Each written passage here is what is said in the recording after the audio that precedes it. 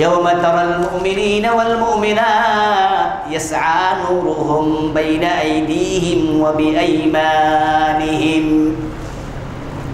এই মানুষগুলো যখন ফুলসিরাতের গোড়ায় যাবে তখন তাদের ডানা পাশ থেকে এবং বুকের দিক থেকে ঈমানের নূর বের হতে শুরু করবে। ইয়াওমা তারা, হে নবী আপনি সেদিন দেখবেন, আল মুমিনিনা ওয়াল মুমিনাত, মুমিন নারী মুমিন পুরুষ, মুত্তাকি মানুষগুলো, আমার গোলাম নারী পুরুষগুলো, তারা যখন সেখানে যাবে আপনি দেখবেন, নবীকে বলতেছে, আপনি মুহাম্মদ আপনি দেখবেন। বুশরাকুমুল ইয়াউম, এবং সেখানে যখন তারা যাবে ওই নূরের কারণে তারা সে ব্রিজ দেখতে পাবে, নিজের চোখেই তারা দেখবে, জ্বলজ্বল করে জ্বলে উঠবে। তারপর তারা পা রাখবে, পা রাখার পরে তারা পার হবে।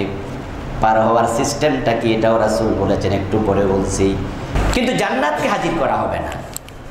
এই জন্য হাসরের ময়দানে যেহেতু জান্নাত নাই, তাই একটু চালাকি কইরা ফেরেশতাদের চোখ ফাঁকি দিয়া কোনো রকমে জান্নাতে ঢুকে যাওয়ার কোনো ব্যবস্থাও নাই, কারণ আল্লাহ এখানে রাখেই নাই। এই জন্য চালাকি করে সেখানে লাইন ক্রস করে কোনো রকমে ঢুকে যাবেন, এই চিন্তা মাথাতে বাদ দেন। কারণ আমরা অনেকেই চালাকি করে জান্নাত পেতে চাই, এই জন্য মসজিদেও টাকা দেয়, আবার সিনেমা হলেরও মালিক, ঠিক না? মসজিদ বানায়, আবার সুদী ব্যাংকের ডিরেক্টর, চালাকি করে জান্নাত পেতে চায়। এই মসজিদ বানিয়ে দিলাম, আল্লাহ খুশি হয়ে জান্নাত দিয়ে দেবে, না, এত চালাকি ভালো না। গোলাম হয়ে যান, দাস হয়ে যান। আর যে গোলাম হয় সে তখন নিজে আর মালিক থাকে না, মালিকের অধীনে থাকে। মালিক যা বলে তা সে শুনতে বাধ্য, এই জন্য তো তাকে গোলাম বলে। যারা জান্নাতে যাবে, ওয়াদখুলি জান্নাতি, আল্লাহ যখন বলবেন তারা এবার জান্নাতে রওনা দেবে। তো জান্নাত তো নাই হাসরের ময়দানে, কোথায় আছে? ওখানে জান্নাত দেখা যাবে, ওই জান্নাত দেখা যায়। তো সেখানে যেতে হলে একটি ব্রিজ তাকে অতিক্রম করা লাগবে, যেটা আমার আজকের আলোচ্য বিষয়, সিরাত। ওয়া মিনকুম ইল্লা ওয়ারিদুহা কানা আলা রাব্বিকা হাতমান মাকদিয়া। কোরআনে আল্লাহ বলছেন, এমন কোনো মানুষ নাই যে মানুষ সেদিন ওই ফুলসেরা যেটা জাহান্নামের পিঠের উপরে স্থাপন করা হয়েছে সেটা অতিক্রম না করে জান্নাত পাবে। এখন সেই ব্রিজটাকে স্থাপন করা হয়েছে কোথায়? আবু সাইদ খুদরি নামে একজন সাহাবী রাদিয়াল্লাহু তাআলা আনহু, তিনি বলছেন, বালাগানি আন্নাল জিসরা আদাক্কু মিনাশ শা'রা ওয়া হাদ্দু মিনাস সাইফ ইদরাবুস সিরাত বাইনা যহরানাই জাহান্নাম। আমার কাছে মেসেজ এসেছে, প্রিয় নবীজি বলেছেন এই ব্রিজটাকে স্থাপন করা হবে জাহান্নামের পিঠের উপরে।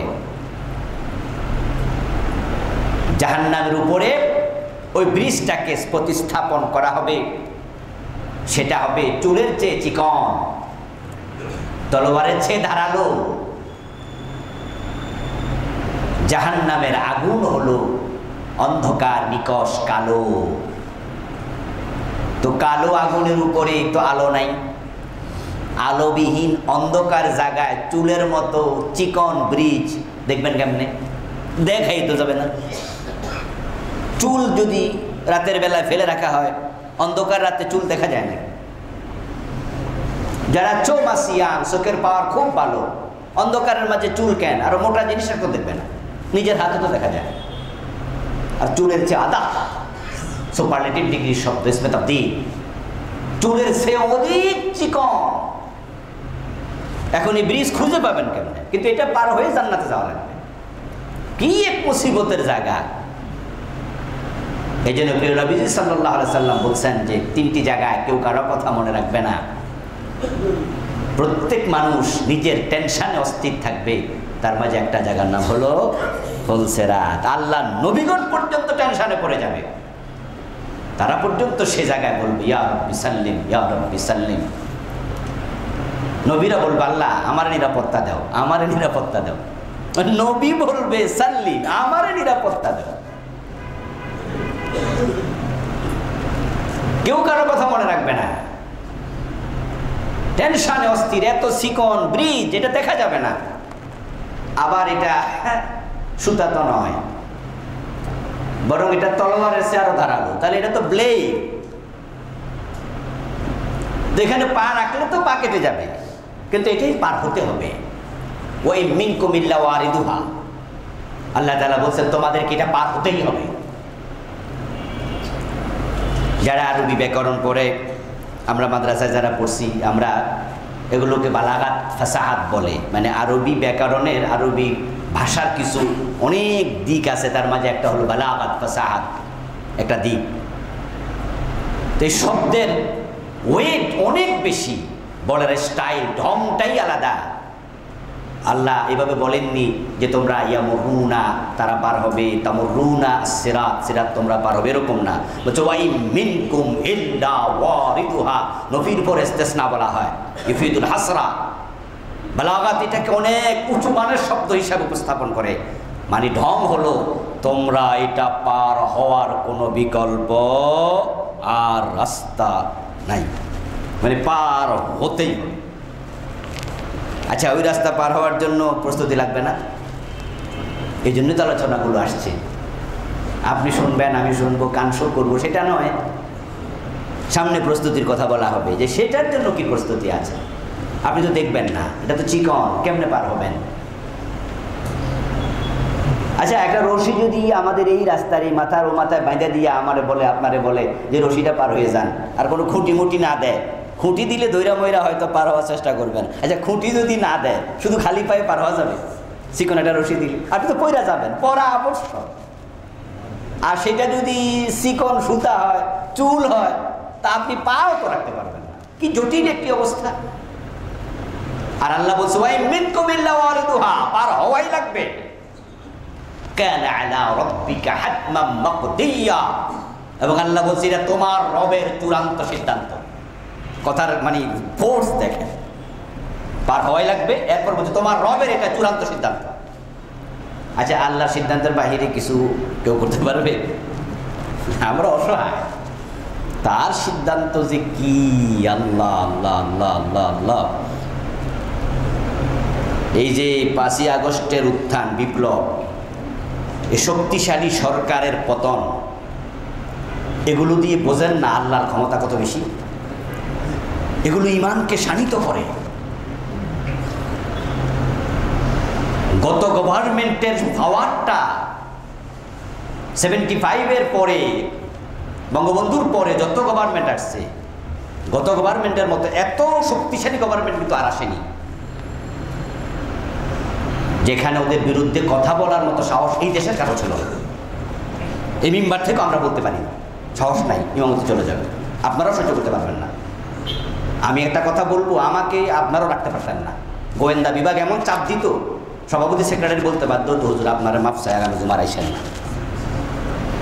কিন্তু আল্লাহ ওদেরকে কিভাবে সরাই দিল। আচ্ছা, এই সরানো কি প্রমাণ করে না আপনার আমাকেও আল্লাহ চাইলে 1 সেকেন্ডে সরাই দিতে পারে? যে কাউকে পারে, পৃথিবীর যেও কাউকে। আল্লাহর পাওয়ার যে কত, এই জন্য কোরআনে আছে ফাআলুল লিমা ইউরিদ। এগুলো অনুবাদ করবেন, অনুবাদ করলে নিজেও বুঝবেন। মাঝে মাঝে তো আমরা মনে হয় আমরাও মনে যাচা তাই করে লাই, করার পরে বলি এই কাজটা করা ঠিক না, এটা করলাম কেন? আরে মনে যা চা তাই করেন, এটা কি আপনার গুণ নাকি? আপনি তো গোলাম, এটা তো রবের গুণ। এই জন্য বিয়ে করার পরে স্বামিত্ব দেখায়, স্বামিত্ব। তাই ঝগড়া লাগাই 3 তালাকের কম দেয় না। তো আমরা যখন এই মাসলাগুলোর মুখোমুখি জিজ্ঞাসা করি, ভাই আচ্ছা তালাক দিলেন কেন? রাগ উঠছিল। রাগ উঠলে অন্য কিছু কইতেন, বকাবকি করতেন, গালি দিতেন, বেশি রাগ হলে কিল মারতেন। না হুজুর বাপসি দিলাম। তো 3টা দিলেন কেন? 3 না হুজুর, কয়টা দিতেছি মনেই নেই। স্বামিত্ব দেখাইছে। আচ্ছা, এই যে আপনার প্রভুর উপরে আপনার একটা পাওয়ার আছে। আর যে পাওয়ারটা কি অ্যাবসুলেট পাওয়ার? অ্যাবসুলেট পাওয়ারের মালিক কি আপনি?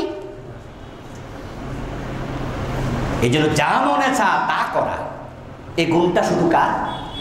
ফাআলুল লিমা ইউরিদ। আল্লাহ বলছে আমি যা চা তাই করি, এ অধিকার তোমাদের কারো নাই।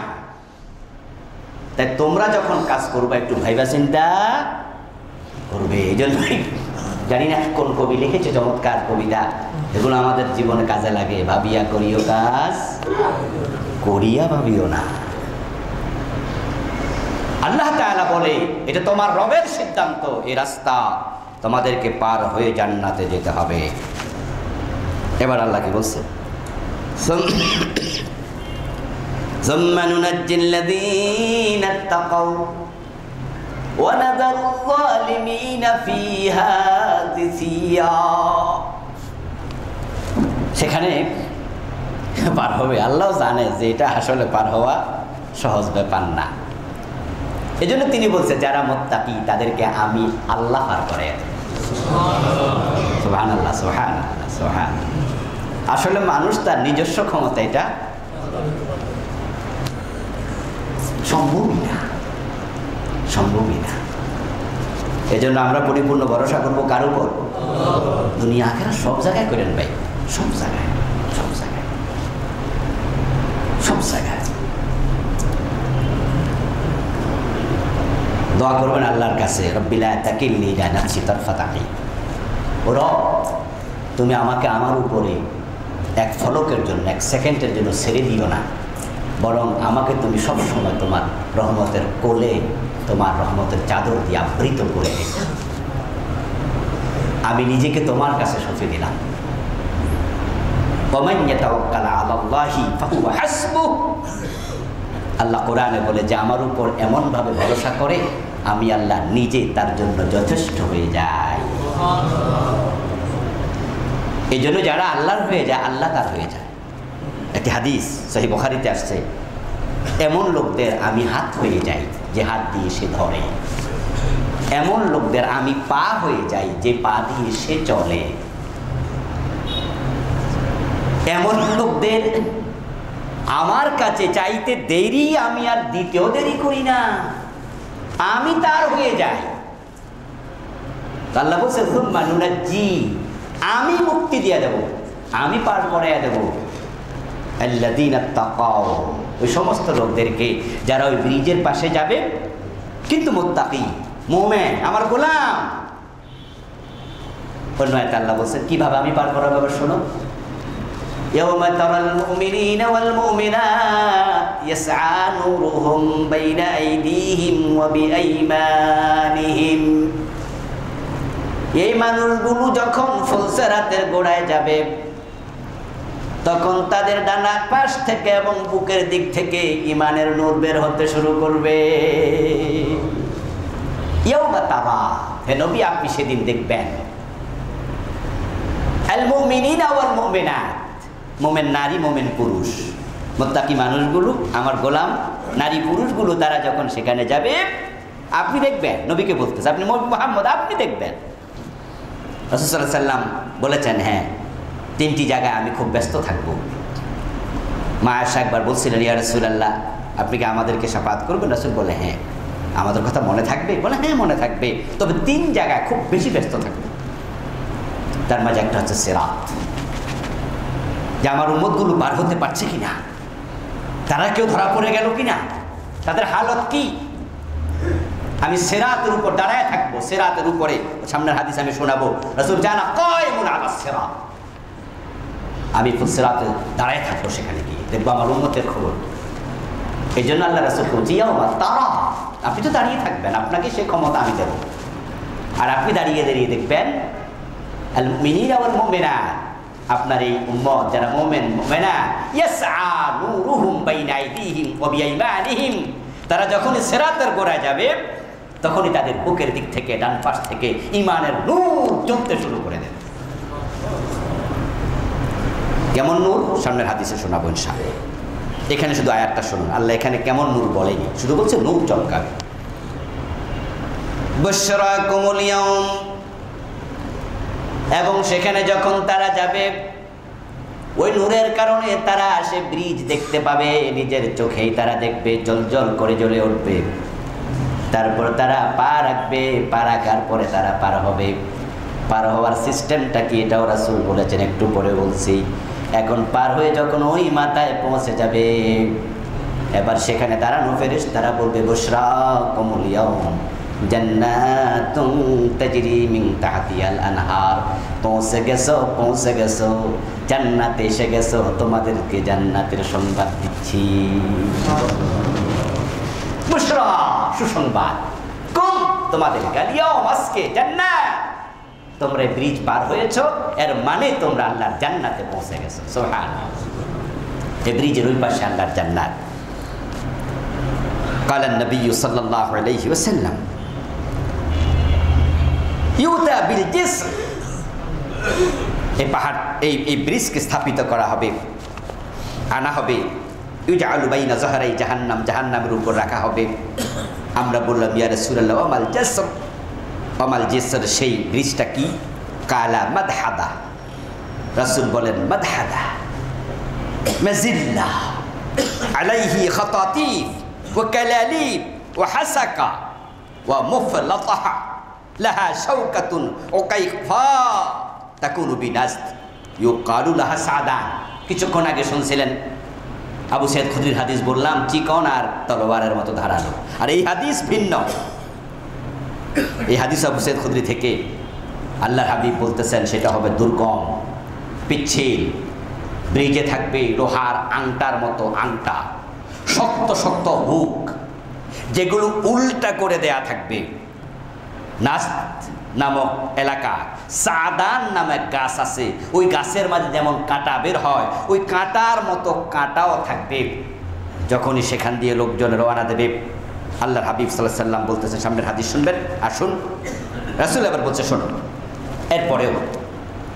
এরপরেও আল মুমিনু আলাইহা কাত্তাফ ওয়া কাল বারক ওয়া কার রিহ ওয়া কাজাবিদিল খাইল ওয়া রিকাব। কাটা, হুক, আংটা, ধারালো, চিকন। আচ্ছা, এটা কি হাঁটার জায়গা? হাঁটা যাবে? রাসূল বলার পরেও মুমিনদের মাঝে একদল থাকবে যারা ব্রিজে পা রাখার সাথে সাথে চোখের ফলক ফেলতে যত সময় লাগে, এই সময় ওই পারে চলে যাবে। তাদের চলার গতি হবে চোখের ফলকের মতো, যেটা বিদ্যুতের গতির চেয়েও গতি বেশি। এরপর রাসূল বাদ বলেছে, বিদ্যুৎকে বলেছে দ্বিতীয়। আরেক দল মোমেন পার হবে বিদ্যুতের গতিতে, আরেক দল পার হবে ঘোড়ার গতিতে, আরেক দল পার হবে বাতাসের গতিতে। রাসূল বলতে বলতে বলতে বলতে এক পর্যায়ে বলেছেন অন্য হাদিসে, সর্বশেষ যে পার হবে সে পার হওয়ার মতো আমল নাই, ইমান আছে, ইমানও এত দুর্বল, তাকে যে নূর দেয়া হবে নূরও এত ছোট, সে নূর জ্বলবে আবার নিভবে, পার হওয়া কষ্ট, আমল এত কম, কিন্তু ইমান হারাইয়া মরে নাই, ইমান নিয়েই মরেছে। এ সৌভাগ্যের কারণে সে নিজের নিতম্বর উপরে, ব্যাকসাইডের উপরে ভর দিয়ে হামাগুড়ি কেটে কেটে পার, এরপরও পার হবে। ফানাজিম মুসাল্লাম, যারা শুরু হতে পারো হয়ে গেল বিদ্যুতের গতিতে, চোখের ফলকের গতিতে, বাতাসের গতিতে, ঘোড়ার গতিতে, সবগুলো মানুষ মুসাল্লাম, নিরাপদ। নিচে জাহান্নামের আগুন তাদেরকে স্পর্শই করে নাই, টেরই পায় নাই, তারা পার হয়ে গেছে। ওয়ানাসুন ওয়ানাজিম মাখদুসুন ওয়া মাকদুস বিনারি জাহান্নাম। আবার কিছু লোক পার হওয়ার সময় পার হবে বটে, তবে জাহান্নামের আগুনে তারাও কিছুটা দগ্ধ হয়ে যাবে। মানে যাদের গতি কম ছিল তারা নিচ থেকে জাহান্নামের আগুনে তারা মাকদুস হবে, জাহান্নামের আগুনের হিট তারাও কিছু পাবে। এই জন্য আমরা যারা মনে করি জান্নাত তো কোনো না কোনো একদিন পামই, কিছু লোক এই চিন্তা বসে আছে। এই জন্য আমল যখন খারাপ করে মানুষ জিজ্ঞাসা করে এগুলো করমি, আল্লাহর ভয় নাই? আরে ভাই, হুজুর কইছে ইমান থাকলে জান্নাত পামই, কিছু মাইর খাইলে খাবো। আর এই জাতীয় খামখেয়ালি করছেন, জাহান্নামের আগুন সহ্য করার ক্ষমতা এক সেকেন্ড কোনো মানুষের নাই। রাসূলুল্লাহ সাল্লাল্লাহু আলাইহি ওয়াসাল্লাম বলছেন, আনা আউয়ালু মান ইয়াজুজু মিনার রাসূল বিউম্মাতিহি, আমি নবী মুহাম্মদ আমি হব প্রথম ব্যক্তি যে তার উম্মতকে সাথে নিয়ে আল্লাহর জান্নাত পর্যন্ত পৌঁছে যাবে। ওয়ালা ইয়াতাকাল্লামু আহাদুন ইল্লার রাসূল, ওই ফুলসিরাত পার হওয়ার সময় আমার উম্মতের মাঝে আবু বকর, ওমর, ওসমানের মতো লোকেরাও থাকবে, কিন্তু পরিস্থিতি এতটা ভয়াবহ হবে আল্লাহর নবী ছাড়া কেউ সেদিন কোনো কথা বলার সাহস করবে না। ওয়া কালামুর রাসূলি ইয়াউমাইযিন আল্লাহুম্মা সাল্লিম সাল্লিম, আর রাসূলগণ কথা বলবে তোমরা এটা শুনলা, কিন্তু রাসূলরাও সেদিন কি কথা বলবে শোনো। নবী রাসূলগণ শুধু একটা কথা বলবে, সেটা হলো আল্লাহ আমার নিরাপত্তা দাও, নিরাপত্তা দাও। এই কথা ছাড়া অন্য কোনো কথা নবী রাসূলরা পর্যন্ত বলবে না। আসলে জান্নাত পাওয়ার আগ পর্যন্ত টেনশন কারোই কমবে না। এই জন্য আল্লাহর নবী ছাড়া কেউ কথা বলবে না ভয়ে, অস্থির। আর নবীগণ বলবে আল্লাহ নিরাপত্তা দাও। এখন নূরের ব্যাপারে যেটা আল্লাহর হাবিব বলছে শোনো, ফায়ুতিয়াহুম নূরাহুম আলা কদরি আমালিহিম। প্রস্তুতিটা কি? প্রস্তুতি হলো তোমরা যে ঈমানের নূর পাবে, সে নূরটা দেয়া হবে তোমাদের প্রত্যেকের আমলের আলোকে। যার আমল যত বেশি তার নূর হবে তত বেশি। ফামিনহুম মান ইউতা নূরাহু মিসলাল জাবালিল আযীম। প্রিয় নবী বলছে কাউকে কাউকে নূর দেয়া হবে, তার নূরের পরিমাণ হবে বিশাল বড় পাহাড়ের পরিমাণ তুল্য। বিশাল নূর পাবে, এত আলো তাপ। ওয়ামিনহুম মান ইউতা নূরাহু আসগারা মিন যালিক। কাউকে কাউকে নূর দেয়া হবে এর চেয়ে ছোট, এর চেয়ে ছোট, এর চেয়ে ছোট। বলতে বলতে প্রিয় নবীজি বলছেন কারো কারো নূর হবে তার পায়ের ছোট আঙ্গুল পরিমাণ। এটা সামান্য জ্বলবে আবার নিভবে, আবার জ্বলবে আবার নিভবে। সে হামাগুড়ি দিয়ে পার হবে, তাকে লোহার বুক আটকায় ফেলবে, সেই আহত হবে। ওই টাইমটা যখন আটকা পড়ে যাবে, জাহান্নামের আগুন নিচ থেকে তাকে অতন্ত করে ফেলবে। আর যাদের নূর বেশি হবে তারা দৌড়ে চলে যাবে। তাহলে নূর পাওয়া, তাড়াতাড়ি পার হওয়া সবটাই ডিপেন্ড করবে আপনার আমার আমলের উপরে। আচ্ছা, এই হাদিস রাসূল শুনিয়ে যাওয়ার পরে আখিরাতে গিয়া সিরাতে যদি কেউ ধরা পড়ে যায়, নূর কম পায়, আল্লাহ এবং রাসূলকে দায়ী করার কোনো সুযোগ আছে? কোনো সুযোগ নেই। ইউতা নূরুহুম বিকদরি আমালিহিম, আমলের আলোকে দেয়া। এই জন্য আমলকে সাজান, আমলকে সাজান, আমলকে সাজান। অন্যের নূর আপনার কাজে আসবে না। আবার এটা ভাববেন না যে যে বেটার নূর জ্বলে উঠছে আমি এটা কাজে লাগা দেব, হবে না, হবে না। এটা লানা আমালুনা ওয়া লাকুম আমালুকুম, এটা দুনিয়ার মতো নয়। এটা ভাববেন না দুনিয়ার মতো। আচ্ছা, দুজন মানুষ যদি একসাথে মারা যায়, একই কবরে দাফন করা হয়, একজন হিন্দু আর একজন মুসলিম, একজন মুমিন একজন কাফের, একই কবরে একই কাফরে যদি দাফন করা হয়, তাহলে কি দুজনের কবরের অবস্থা একরকম হবে? হ্যাঁ, একই কবর হোক, একই কাফন হোক, কিন্তু কবরটা হবে আমলের আলোকে। ওবেটা মুমিন, তার কবর ঈমানের আলোকে হবে, আর এবেটা মুশরিক, তার কবরটা মুশরিকের শিরকের আলোকে। এমনটা নয় যে আরেকজনের ঈমানের নূর দিয়ে আপনি চলে যাবেন, এ সুযোগ নেই। দুনিয়ার কত বিখ্যাত, আখিরাতে হবে অখ্যাত। দুনিয়ার কত অখ্যাত, আখিরাতে হবে বিখ্যাত। চিনতেন না, জানতেন না, কিন্তু আপনি কিয়ামতের দিন দেখবেন যে এমন এক লোক এলাকায়, তাকে দেখলে তো কেউ সালামও দিত না, অথবা তাকে দেখতাম তো রাস্তায়, মসজিদে যেত, কই দেখতাম, কোনোদিন জিজ্ঞাসা করি না কেমন আছেন, কারণ আমরা ছিলাম সবাই বাড়িওয়ালা, আর সে ভাড়াটিও না, ওই ঝুপড়িতে থাকতো অথবা সরকারি কোনো কলোনিতে। চিনতাম, দেখা হতো মসজিদে। কিন্তু আজকে দেখতেছেন যে তার অবস্থা হাসরের ময়দানে এমন, ফেরেশতারা সেলুট দিয়ে কুলাচ্ছে না। আবার দুনিয়ায় কত নেতা, কত পয়সাওয়ালা, কত বাড়িওয়ালা, কত ক্ষমতাওয়ালা, সেদিন জাহান্নামের ফেরেশতারা শিকল মেরে পিটাই। দুনিয়ায় কত বিখ্যাত, আখেরাতে হবে অখ্যাত। দুনিয়ার কত অখ্যাত, আখেরাতে হয়ে যাবে বিখ্যাত। সবটা ডিপেন্ড করবে আপনার আমলের উপরে। এই জন্য আমল করার ক্ষেত্রে পিছিয়ে থাকবেন না। সুযোগ আছে, মুখটাকে চালু রাখেন। সুবহানাল্লাহ, সুবহানাল্লাহ, আলহামদুলিল্লাহ, আলহামদুলিল্লাহ, আল্লাহু আকবার, আল্লাহু আকবার। বিজয় রাখেন, বিজয় রাখেন, বিজয় রাখেন। আমল যোগ হতে থাকবে। আপনার কলবে জিকির জারি করার জন্য চেষ্টা করেন যে আল্লাহ, আমি ঘুমায় থাকবো, আমার কলব যেন জিকিরে চালু থাকে, জারি থাকে। এমন কলব তুমি আমাকে দাও, আমার দেহ থেকে যেন জিকির জারি হয়।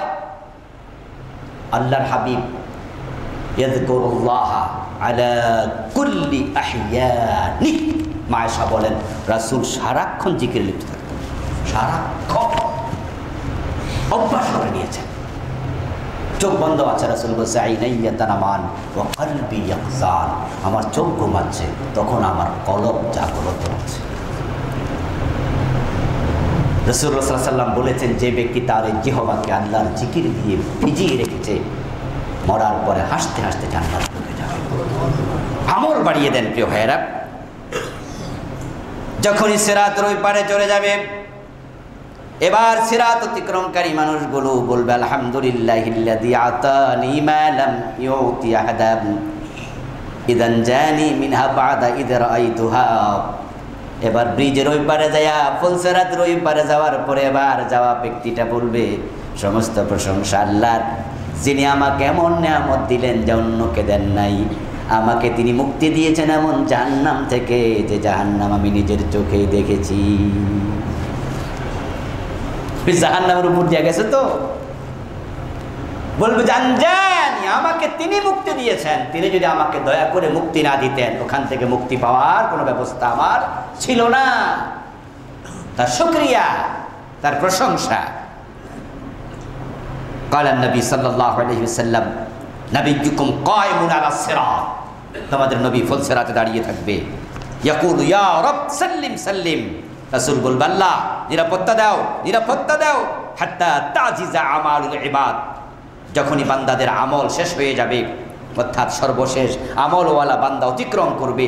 হাত্তা ইয়াজি আর রাজুলু ফালাস্তাতিউ সাইরা ইল্লা জাফা, আমি নবী মুহাম্মদ দেখতে পাবো মানুষ অতিক্রম করছে করছে করছে করছে, সর্বশেষ অতিক্রম করছে, তার দিকে তাকিয়ে দেখব সে হামাগুড়ি দিচ্ছে, অর্থাৎ তার আমলও কম, ইমানও কম, হামাগুড়ি দিয়ে দিয়ে পার হচ্ছে। সেও পার হবে বটে, কিন্তু যার ইমান নাই পার হওয়ার কোনোই সুযোগ নেই। এই কথাটি খুবই গুরুত্বপূর্ণ, খুব গুরুত্বপূর্ণ। ইমান নাই পার হওয়ার কোনো সুযোগ নেই। এজন্যই জান্নাতে যাওয়ার জন্য 1 নাম্বার শর্তই ইমান। আর বাংলাদেশে যেটার অবস্থা খুবই দয়নীয়, জান্নাতে যাওয়ার জন্য সবচেয়ে ইম্পর্টেন্ট ইমান, আর বর্তমানে এটাই সবচেয়ে কম। টুপিওয়ালা কম নয়, দাড়িওয়ালাও কম নয়, আজকের জুমার মসজিদে মুসল্লিও কম নয়, কিন্তু জান্নাতে যাওয়ার জন্য, ফুলসিরাত পার হওয়ার জন্য ইমান, যেটা না থাকলে আলোই বের হবে না। আরে ভাই আলো, আপনার ইমান কম, দুর্বল, দুর্বল, তা আলোটা দুর্বল হয়েছে। কিন্তু যার ইমানই নাই তো আলো আসবে কোত্থেকে? আর আলো নাই, আপনি পথে দেখবেন না। আশা করছি আলোচনা বুঝতে পারছেন। তো ইমান না থাকলে আপনার আলোটা আসবে কোত্থেকে? বাংলাদেশে সবচেয়ে কম যেটা বর্তমানে, ওটা হলো ইমান। এটা খুব কম, খুবই কম, এবং অবস্থা খুব খারাপ। এই মসজিদগুলোতে অসংখ্য লোক বেঈমান, অসংখ্য অসংখ্য। নামাজ পড়ে কপালে কালো দাগ ফেলেছেন, আপনি বেঈমান, এমন অনেক লোক। মাইক্রোস্কোপ, ওটা চোখে দিলে পরে পানির জীবাণুগুলো দেখা যায়, কিন্তু চোখ থেকে খুললে আপনার কাছে পুকুরের পানিও স্বচ্ছই মনে হয় না। বড় একটা জলাশয়, ওখান থেকে 1 গ্লাস পানি নিলে আপনি মনে করতে পারবেন কলের পানির মতোই তো, কত সুন্দর। কিন্তু এতে যে জীবাণু হাঁটছে, এটা দেখার জন্য মাইক্রোস্কোপ লাগবে। টুপি দাড়ি পাঞ্জাবি পায়জামা মসজিদে লোক দেখলে আপনার কাছে মনে হবে 92% মুসলমান। মাশাআল্লাহ, অভাব তো নাই। ঈমানের মাইক্রোস্কোপ চোখে লাগাইয়া তাকালে দেখি বেঈমানের সংখ্যাই বেশি। এই 53 বছরের বাংলাদেশ চলছে ধর্ম নিরপেক্ষতা বাদ দিয়ে। এই সংবিধান ধর্ম নিরপেক্ষ সংবিধান। এই 53 বছর চলছে যে সংবিধান দিয়ে দেশ, কোরআন দিয়ে চলেনি। কোরআনে আছে চোর ধরে হাত কাটো, আমার সংবিধানে আছে, আইনে আছে চোর ধরে জেলে দাও। আল্লাহর সাথে মিলল না, কন্ট্রাডিকশন তৈরি করল, পুরা ভিন্নতা। কোরআনে আছে ওয়ালাহু মা ফিস সামাওয়াতি ওয়া মা ফিল আরদি, আকাশ এবং জমিনে যা আছে সবটার মালিকানা কার? আল্লাহ। আর আমার সংবিধানে লেখা আছে জনগণ রাষ্ট্রের মালিক। সাবরেন্টি কার? সাবরেন্টি জনগণের। অথচ ল অফ সাবরেন্টি, সাবরেন্টির আইন হচ্ছে আল্লাহ। লিল্লাহি মিরাসুস সামাওয়াতি ওয়াল আরদ, আকাশ এবং জমিনের মালিকানা কার? আল্লাহ। এক জায়গায় এক স্টাইলে বলছে, কত জায়গায় কত ভাবে লিল্লাহি মা ফিস সামাওয়াতি ওয়া মা ফিল আরদি, কত আঙ্গিকে আল্লাহ বলেছে। আমার সংবিধান বলছে না, সাবরেন্টির মালিক জনগণ, জমিনের রাষ্ট্রের মালিক জনগণ। আপনার সংবিধান 53 বছর আল্লাহর কোরআনের 100% উল্টা কথা বলে যাচ্ছে। ওই ধর্ম নিরপেক্ষতার সাথে আপনি যদি থাকেন, আল্লাহর কসম আপনি বেঈমান, বেঈমান, বেঈমান। ধর্ম নিরপেক্ষতা কুফরি মতবাদ, কুফরি মতবাদ, কুফরি মতবাদ। আপনি জানেন না, না জানলে বিষ খাইলেন, জানি না এটা বিষ, তাহলে কি ক্রিয়া হবে না? কেন জানলেন না? আপনার সামনে কোরআন থাকতে কোরআনের উল্টা কেমনে 53 বছর দেশ চলে? চলছে তো, কারণ আপনি সাপোর্টার, আপনি কোরআনের পক্ষে নন।